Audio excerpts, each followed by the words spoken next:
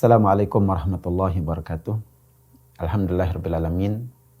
Wassalatu wassalamu ala ashrafil anbiya al-mursalin wa ala alihi wa ashabihi wa man sara ala nahjihi ila yaumiddin. Amma ba'du. Kaum muslimin rahimakumullah. Kita lanjutkan pembahasan dari kitab Ushul Tsalatsa. Dan ini adalah pertemuan yang ke-7 atau yang ke-8. Di mana Syekh akan melanjutkan menyebutkan beberapa contoh macam ibadah yang harus kita murnikan kepada Allah Azza wa Jalla. Di antara jenis ibadah yang harus kita murnikan untuk Allah Azza wa Jalla adalah ibadah khasyah. Syekh mengatakan, wa dalilul khasyah qauluhu ta'ala fala takhshawhum wakhshawni. Dalil bahwa khasyah atau takut adalah ibadah, yaitu firman Allah Azza wa Jalla, janganlah kalian takut kepada mereka, tetapi takutlah kepadaku. Surah Al-Maidah ayat 3. Ma'asyarul muslimin rahimakumullah, khasyah lebih khusus daripada makna khauf, di mana rasa takut tidak akan disebut sebagai khasyah jika atau kecuali jika ia disertai dengan pengagungan serta berangkat dari pengetahuan tentang siapa yang ditakuti. Berbeda dengan khauf, kalau khauf dia sebatas takut. Baik takut itu dilatar belakangi karena ketahuan, maksudnya pengetahuan dia tentang orang yang ditakuti, ataupun karena dasar ketidaktahuannya. Seseorang bisa saja takut kepada bayang-bayang hitam karena dia tidak tahu hakikat dari bayang-bayang hitam tersebut. Dan ini yang disebut dengan khauf. Adapun khasyah maka tidak disebut sebagai khasyah kecuali didasari oleh pengetahuan. Sehingga khasyah adalah ibadah yang hanya dilakukan oleh orang yang tahu, yang mengerti tentang Allah Azza wa Jalla, mengerti tentang kemahabesaran Allah, mengerti tentang kekuasaan Allah, mengerti tentang besarnya dan beratnya siksa Allah Azza wa Jalla, dan sifat-sifat agung yang Allah Azza wa Jalla miliki lainnya. Sebab itu Allah Azza wa Jalla berfirman di dalam surah Fatir, innama yakhsyallaha min ibadihil ulama. Sungguh yang takut kepada Allah di antara hamba-hambanya hanyalah orang yang berilmu. Jadi sifat khasyah atau takut dia adalah takut yang disertai dengan ilmu, yang dilatar belakangi oleh pengetahuannya kepada atau tentang siapa yang ditakutinya. Al-Fairuz Abadi mengatakan, seorang ahli bahasa, al-khasyatu akhassu minal khauf. Bahwasanya khasyah itu lebih khusus daripada khauf. Fa innal khasyata lil ulama billahi ta'ala. Sebab khasyah itu hanyalah untuk orang-orang yang mengenal Allah. Fahiya khaufun makrunun bima'rifah. Sehingga khasyah itu adalah khauf atau takut yang disertai dengan pengetahuan. Oleh karena itu Nabi kita alaihi wasallam bersabda, inni atqakum lillah wa asyaddukum lahu khasyah. Nabi bersabda, aku adalah orang yang paling takut kepada Allah, orang yang paling tinggi khasyahnya kepada Allah. Sebab apa? Sebab beliau adalah orang yang paling mengenal Allah Azza wa Jalla. Kemudian ikhwan fillah rahimakumullah, berarti khasyah atau takut yang disertai dengan pengetahuan bagian dari ibadah. dan ia menjadi sarana kita untuk mendekatkan diri kepada Allah Azza wa Jalla. Dan di dalam Al-Quran, ikhwani fiddin, kaum muslimin rahimahullah, terdapat banyak sekali ayat-ayat yang menganjurkan khasyah kepada Allah atau takut kepada Allah Azza wa Jalla. Di antaranya misalkan firman Allah Azza wa Jalla di dalam surah Ar-Ra'd, ya, walladzina yasiluna ma amarallahu bihi ayyusal. Dan orang-orang yang menyambung apa yang Allah perintahkan untuk disambung, yaitu silaturahmi. Wa yakhshawna rabbahum, serta mereka takut kepada Tuhan mereka. Wa yakhafuna su'al hisab, dan juga mereka takut terhadap hisab yang buruk. Kemudian dilanjutkan beberapa kalimat setelahnya, ulaika lahum uqbaddar. Mereka itulah orang-orang yang akan mendapatkan negeri akhirat. Jannatu Aden, yaitu berupa surga-surga Aden. Yadkhulunaha, yang mereka akan masuki beserta ya ayah-ayah dan juga keluarga-keluarga dan istri-istri mereka, pasangan mereka yang soleh.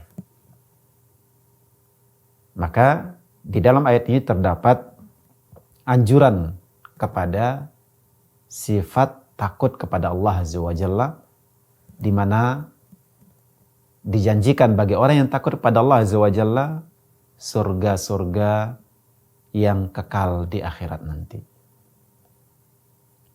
Kemudian ikhwani fiddin, Allah Azza wa Jalla juga berfirman, dan ini bagian dari anjuran kepada sifat khasyah kepada Allah, di dalam surah Al-Mu'minun, innal ladzina hum min khasyati rabbihim musyfiqun. Sesungguhnya orang-orang yang takut kepada Tuhannya, walladzina hum bi ayati rabbihim yu'minun, serta orang-orang yang beriman kepada ayat-ayat Tuhannya, walladzina hum bi rabbihim la yusyrikun, dan mereka yang tidak berbuat syirik kepada Tuhannya, walladzina yu'tuna ma ataw wa qulubuhum wajilah, serta orang-orang yang memberikan apa yang mereka berikan. Mereka beribadah, mereka sholat, puasa, zakat, berinfak, wa qulubuhum wajilah, sedangkan hati mereka takut. Takut jangan-jangan ibadah mereka tidak diterima. Takut jangan-jangan ibadah mereka di akhirat nanti tidak cukup untuk menyelamatkan mereka dari api neraka. Annahum ila rabbihim raji'un. Mereka takut kenapa? Karena mereka mengetahui bahwa mereka akan kembali kepada Tuhan mereka. Ulaika yusari'una fil khairat. Mereka itulah orang-orang yang bersegera kepada kebaikan. Wahum laha sabiqun, dan merekalah orang-orang yang menang dalam kebaikan-kebaikan tersebut. Jadi ikhwani fiddin rahimakumullah, orang yang bersegera kepada kebaikan adalah orang yang takut kepada Allah Azza wa Jalla. Kemudian ikhwani fiddin rahimakumullah, di dalam ayat yang lain Allah Azza wa Jalla berfirman, surah An-Nur, wa may yuti'illaha wa rasulahu wa yakhshallaha wa yattaqih fa ulaika humul faizun. Barang siapa yang taat kepada Allah dan Rasulnya, serta dia takut kepada Allah, bertakwa kepada Allah, mereka itulah orang-orang yang menang. Di dalam ayat yang lain Allah Azza wa Jalla berfirman, innal ladzina yakhshawna rabbahum bil ghaib lahum maghfiratun wa ajrun kabir. Sungguh orang-orang yang takut kepada Tuhannya dalam keadaan gaib, ketika dia sendiri, bagi mereka ampunan dan pahala yang besar. Dan banyak lagi ayat-ayat yang berisikan anjuran untuk takut kepada Allah Azza wa Jalla. Maka ikhwan fillah rahimakumullah, karena takut adalah ibadah, maka Allah Azza wa Jalla melarang hamba-hambanya untuk takut kepada selainnya. Allah Azza wa Jalla berfirman di dalam surah Al-Maidah ayat 44, "Fala takhshawun nasa wakhshawni." Jangan kalian takut kepada manusia, tetapi takutlah kepadaku. Dalam ayat yang lain, "Fala takhshawhum wakhshawni." Jangan kalian takut kepada mereka, kepada orang-orang musyrikin itu, tetapi takutlah kepadaku. In kuntum mu'minin, apabila kalian benar-benar beriman. Maka ayat ini ikhwani fiddin rahimakumullah menunjukkan bahwasanya merealisasikan iman, mewujudkan iman yang benar harus disertai dengan mewujudkan khasyah kepada Allah Azza wa Jalla. Kemudian ma'asyar muslimin rahimakumullah, karena takut adalah ibadah kepada Allah Azza wa Jalla, dan Allah Azza wa Jalla melarang takut kepada manusia, maka orang yang takut kepada makhluk, orang yang takut kepada orang-orang musyrikin, musuh-musuh agama, dan rasa takutnya itu melahirkan pengagungan, disertai dengan pengagungan, serta meninggalkan agama, karena dia meyakini bahwa orang tersebut dapat menimpakan keburukan kepadanya, fahadza syirkun. Maka ini adalah bentuk kesyirikan. Ketika seseorang takut kepada makhluk, takut kepada manusia, takut kepada musuh-musuh agama, dan disertai dengan pengagungan kepada orang-orang tersebut, serta ia meninggalkan ibadah, meninggalkan agama, perintah agama lantaran mereka, dan dia meyakini bahwa mereka akan menimpakan keburukan kepadanya, fahadza syirkun. Ini adalah bentuk kesyirikan. Ikhwani fiddin rahimani rahimakumullah. Adapun pembagian macam-macam takut, bahwasanya ada takut yang haram dan ada takut yang tidak sampai kepada tingkat haram karena dia bagian dari takut yang yang manusiawi, yang wajar.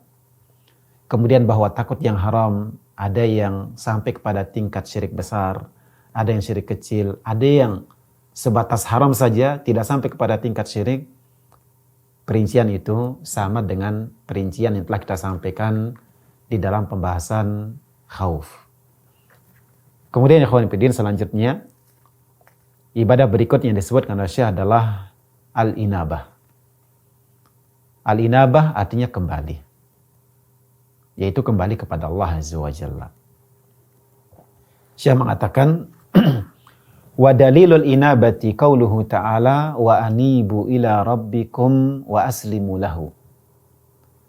Dalil yang menunjukkan bahwa inabah atau kembali kepada Allah adalah bagian dari ibadah, yaitu firman Allah Ta'ala, wa anibu ila rabbikum, kembalilah kalian kepada Tuhan kalian, wa aslimu lahu, dan berserahlah kepadanya, tunduklah kepadanya.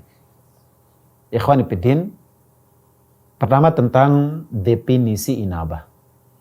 Inabah didefinisikan oleh para ulama dengan mengatakan hiyar ruju, kembali. Ya. Al-inabatu ilallah artinya kembali kepada Allah Azza wa Jalla.